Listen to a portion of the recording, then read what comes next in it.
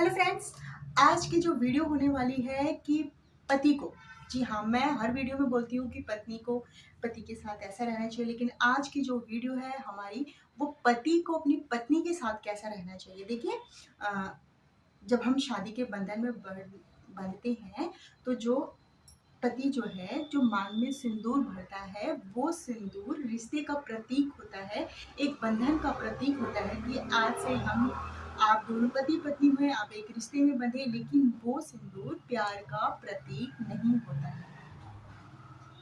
क्योंकि मैंने ऐसे बहुत से जोड़े देखे हैं, शादीशुदा हैं, लेकिन उनकी ज़िंदगी में प्यार नहीं है, एक दूसरे की इज्जत नहीं करते हैं, सम्मान नहीं करते हैं। पत्नी अपनी पूरी कोशिश करती है, लेकिन पति कहीं न कहीं पीछे रह जाता है। अच्छा, पति क्या सोचता है, पत्नी से क्या चाहता है? वो चाहता है कि पत्नी मेरी इज्जत करे, रिस्पेक्ट करे, 2 लोगों के सामने मेरे से मैनर से बात करे, रिस्पेक्टफुली बात करे और सबको लगे कि वाह क्या पत्नी है। तो पत्नी भी तो यही चाहती है ना पति से, कि वो भी उसकी फ्रेंड्स के सामने उसकी इज्जत करे, मान करे, सम्मान करे और रिस्पेक्ट से बात करे उसकी।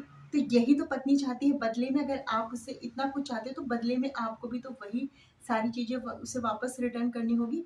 और अगर आप ये छोटा-सा रिटर्न उसे कर दें ना, जो आप उससे चाहते हैं, आप उसे रिटर्न कर दें, तो आपकी लाइफ बहुत ही ज़्यादा खुशनुमा बीतेगी। आपकी ज़िंदगी में ना खुशियाँ ही खुशियाँ होंगी। हस्बैंड को लगता है कि दिन में 3-4 बार आई लव यू बोल दो और फ्लावर्स लाके दे दो, गुलाब लाके दे दो, इस यही प्यार होता है। नहीं, फ्लावर देना कोई बहुत बड़ी बात नहीं है। पत्नी को फ्लावर की तरह, गुलाब के फूल की तरह रखिए, उसकी खुशबू जो है कभी ख़त्म ना हो। तो कई बार क्या होता है, शादी के बाद पत्नी को और ज़्यादा पढ़ना है। अच्छा, छोटा बेबी भी है, अब वो कैसे पढ़ेगी? तो यहाँ पर अगर आप या आपकी फैमिली में अगर और भी कोई फैमिली मेंबर हैं, वो बेबी को 3 से 4 घंटा शाम के टाइम या दिन में सँभाल लें, तो आपकी पत्नी को पढ़ने का टाइम मिल जाएगा।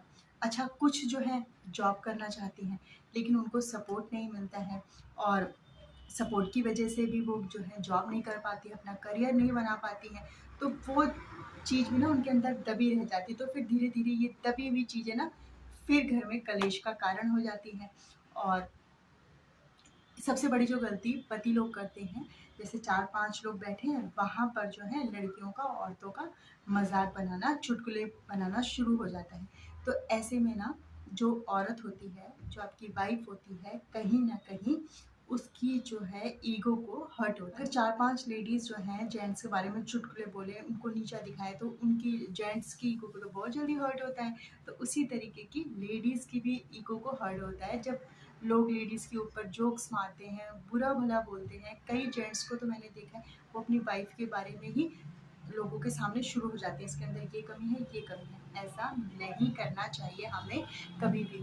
हमें अपनी वाइफ़ की आत्म-सम्मान का जो है ज़रूर ध्यान रखना चाहिए, क्योंकि अगर उसके आत्म-सम्मान को ठेस लगती है ना, तो आप उसके साथ तो रहेंगे, लेकिन कभी भी आप उसके जो एक इज़्ज़त होती है, जो एक मान-सम्मान होता है ना, आपको वो नहीं दे पाएगी, क्योंकि आप उसके आत्म-सम्मान को जब ठेस पहुँचाएँगे, तो वो आपको इज़्ज़त कैसे दे पाएगी। फिर यही चीज़ें जो हैं लड़ाई-झगड़े का रूप धारण कर लेती। होती तो ये छोटी-छोटी बातें हैं, लेकिन जब इसको हम च्युइंगम की तरह खींचते हैं ना, तो ये बातें जो हैं बहुत ज़्यादा बड़ी हो जाती हैं और हमारे इस रिश्ते में इतनी खटास आ जाती है ना, बहुत ही ज़्यादा।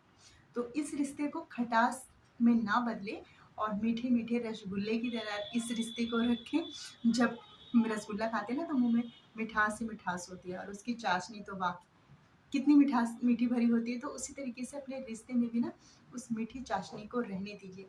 उसमें नींबू निचोड़ के ना उस मीठे को खराब मत कीजिए, ज़्यादा नमक मत डालिए, तो अपने रिश्ते को ऐसे। अच्छा, कई लोग जो हैं अ, उनको फ़र्क ही नहीं पड़ता है कि उनकी वाइफ़ क्या कर रही है, खाया नहीं खाया, उसको क्या ज़रूरत है, नहीं है।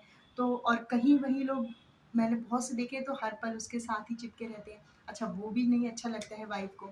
तो एक अच्छे पति बनिए, केयर कीजिए, लेकिन इतनी ज़्यादा केयर मत कीजिए कि आप उसके साथ बिल्कुल फेविक्विक की तरह चिपक ही गए। अब वो सोचे कि भाई मुझे थोड़ी देर तो भैया अपना काम करे, मैं अपना काम करूँ। नहीं, तो ऐसा भी मत कीजिए। केयर ठीक है, लेकिन ओवर केयर ठी करना अच्छी बात नहीं होती है। तो ये जो रिश्ता है ना, ये दोनों तरफ से निभाया जाता है। और अगर आप रिश्ते को अच्छे से नहीं निभाएँगे तो आपने वो एक कहावत सुनी ना, एक बंदर होता है वो, उसके पास वो खरगोश जाता है कि भाई देखो, ये खीर ज़्यादा है और इस वाले बर्तन में खीर ज़्यादा है। तो वो दोनों खरगोश जाते हैं बंदर के पास, अब इसको बराबर कर दो। तो वो बंदर क्या करता है, जिसमें ज़्यादा होता है ना, कभी इसमें से निकाल के खा लेता है, फिर इसमें ज़्यादा हो जाता है, इसका पलड़ा भारी हो जाता है तो इसमें से निकाल के खा जाता है।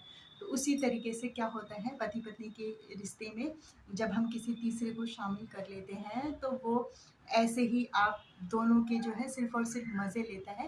और आप सोचते हैं हमने उसको अपनी बात बताई, वो हमें समझाएगा, हमारी गलत फहमियों को दूर करेगा। ऐसा नहीं होता है। जितना आप दोनों एक दूसरे को जानेंगे, उससे बेहतर आप दोनों को कोई जान ही नहीं सकता, तीसरा पर्सन। तो हस्बैंड को ये थोड़ा छोटा-छोटा जो है सपोर्ट करना चाहिए शादी के बाद।